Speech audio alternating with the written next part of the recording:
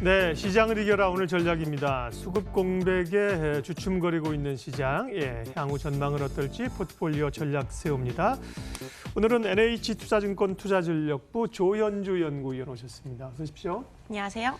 못 올라가면 밀린다고요. 오늘도 지수가 1% 가까이 생각보다 조금 밀려나고 있는 흐름들인데 아무래도 이제 미중 무역 전쟁에 대한 이 구름이 갇히지 않아서이지 않을까요? 관련된 얘기 또 미증시 얘기부터 해주세요.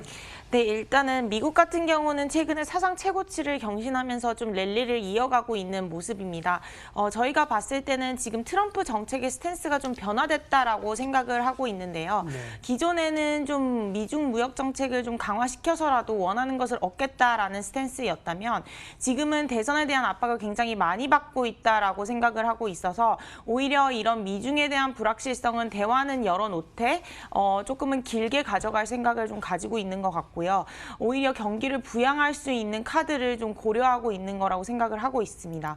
그렇게 된다면은 사실 미국 주식시장 그리고 글로벌 주식시장 입장에서는 버블을 형성하기 굉장히 좋은 상황인 거죠. 아직 완전히 해결되지는 않았지만 잠시나마 소강 국면에서 뭐 경기 부양이라든가 주식 친화적인 정책들을 펼칠 수 있다면은 사실 버블이 형성될 수 있는 시기인 것 같고 그런 사례가 사실 2017년이었습니다. 법인세 인하에 대한 기대감 그리고 트럼프 정책에 대한 기대감으로 S&P 500 지수가 PER 19배까지 올라갔었거든요. 그럼 지금은 17배 정도 수준이니까 추가 상승 룸은 아직 더 있을 수 있다라고 판단하고 있습니다. 네. 결국 이제 미중 무역 전쟁의 마지막 사이닝이 돼야 되고 사실은 또 시금석이 하나가 이제 화웨이잖아요. 이제 화웨이에 대한 규제를 풀어주는 게 또 하나의 단초가 될 수 있을 텐데 지금은 어쨌든 기존의 거래 제한 조치를 또 90일 유예하기로 했다고 했습니다. 미국은 이제 화웨이는 이제 카드로 좀 사용하고 있는 건가요? 네, 일단 하웨이 규제 같은 경우는 중국에서 가장 원하는 협상이라고 보시면 됩니다. 네. 이 규제를 좀 완화시키는 것을 원하고 있는데요. 이 부분을 미국이 들어주지는 않고 있고요. 지금 기존의 관세 철회에 대한 부분을 협상하고 있다라고 생각을 하시면 됩니다. 사실 90일 연장시켰다라는 얘기는 2월 18일에 다시 이 부분에 대한 협상, 지적재산권에 대한 협상을 할 수 있다라는 걸로 또 반대로 해석을 할 수 있겠고요. 그렇게 본다면은 2월 18일까지는 이 미중 무역 분쟁을 더 격화시키지 않겠다라는 의미로도 해석을 할 수 있겠습니다. 2월 3일이랑 2월 11일이 바로 미국 대선의 풍향계라고 할 수 있는 바로 아이오와주와 뉴햄프셔주 코커스와 프라이머리가 예정이 되어 있기 때문에 결국에는 대선 풍향계를 보고 난 뒤에 이 미중 무역 분쟁을 어떻게 할지 결정하겠다라고 해석을 할 수가 있기 때문에 저희는 2월까지 코스피의 안도랠리 그리고 글로벌 전반적인 위험자산 선호 심리는 더 강해질 수 있다라고 판단을 하고 있어서 오히려 지금 좀 쉬어가는 구간에는 매수하는 전략이 좀 맞다라고 판단하고 있습니다. 네. 근데 이제 국내 증시가 좀 비탄력적인 게 문제죠. 간밤에도 미 증시는 뭐 소폭 오르면서 최고치를 기록했는데 우리는 오늘 이제 1% 가까이 생각보다 많이 밀립니다. 결국은 그 원인이 또 이제 수급에 있을 텐데요. 외국인이 좀처럼 매수를 좀 안 합니다. 수급 좀 맞으세요?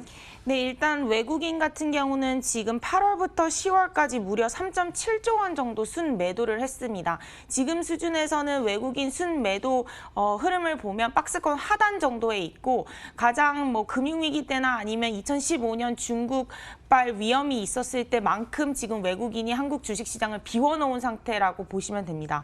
반면에 삼성전자랑 SK하이닉스는 2019년 외국인 순매수가 6.1조 원입니다. 그러니까 결국에는 코스피를 산 금액 3.7조 원보다도 삼성전자나 SK하이닉스를 산 금액이 훨씬 더 크다라는 거죠.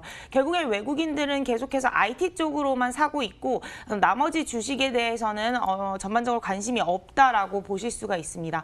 그럼 추가적으로 코스피가 지금 2100선에서 2200 그리고 2300으로 다시 올라올 수 있는 계기는 이 외국인들이 기환을 해야 되는 거고 외국인들이 한국 주식시장을 사들여야 됩니다. 그 요건으로는 이제 저희가 두 가지를 말씀을 드리는데 첫 번째가 위험자산 선호 심리가 좀 더 강해져야 되고요. 그리고 경기 지표가 반등하는 모습을 보여야 됩니다. 근데 위험자산 선호 심리 같은 경우는 압도적으로 미중 무역 분쟁에 왔다 갔다 하기 때문에 저희가 말씀드린 대로 2월까지는 만약에 공백기라고 본다면 이 위험자산 선호 심리는 지금보다 더 강해질 수 있다라고 생각을 하고 있고요. 경기 지표 같은 경우는 물론 OECD 경기 선행지수가 저번 주 발표됐을 때 여전히 하락세 인하, 그 하락폭이 줄어들었기 때문에 저희는 어느 정도 바닥 다지기 국면이다라고 생각을 하고 있고, 한국 수출 지표 같은 경우에도 10월을 저점으로 11월, 12월부터는 마이너스이긴 하나 그 마이너스 폭이 줄어들기 때문에 일단은 경기 지표도 좀 개선될 수 있다라고 본다면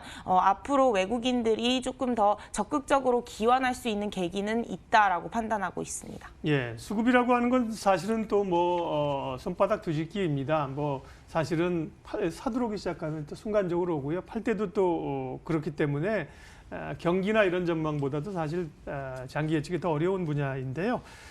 그렇다고 보면 네 어쨌든 연말 상승에 대한 기대감들은 남아있는 분위기인데 지금은 이제 어쨌든 아래쪽보다는 위쪽을 계속 열어놓고 대응하면 됩니까?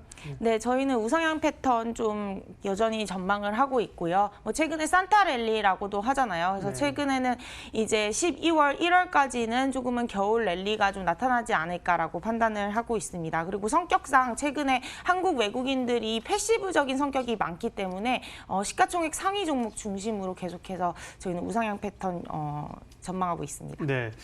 그러면 시총상위주 대형주를 말씀하셨는데 구체적으로 조금 포트폴리오 전략이나 섹터 아이디어 주실래요?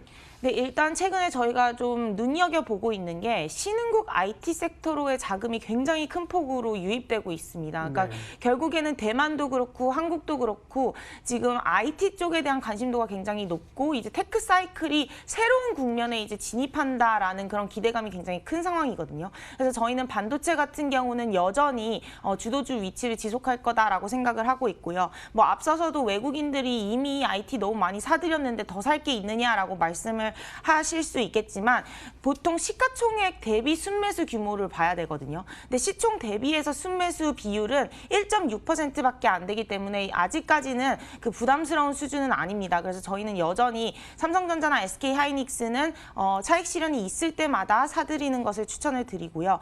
그 외에 이제 대형 수출주 중심으로 저희는 온기가 좀 확산될 수 있다라고 판단을 하고 있습니다. 외국인들이 수급이 좀 비어 있는 상황이고 이제 들어올 때가 됐기 때문에 그렇게 본다면 대형 수출주 중심 그리고 패시브 성격이 강하기 때문에 뭐 철강이라든가 자동차라든가 화학 중심으로 수급적인 랠리가 좀 급격하게 나타날 수 있다라고 판단하고 있습니다. 네, 그런 점에서는 어쨌든 중심은 대형주 쪽에 좀 무게를 두는 게 낫겠다는 말씀이십니다. 그렇다고 뭐 중소형주를 뭐 전혀 배제할 수는 없겠습니다만 대형주 중심의 장세 대응 전략 주셨습니다.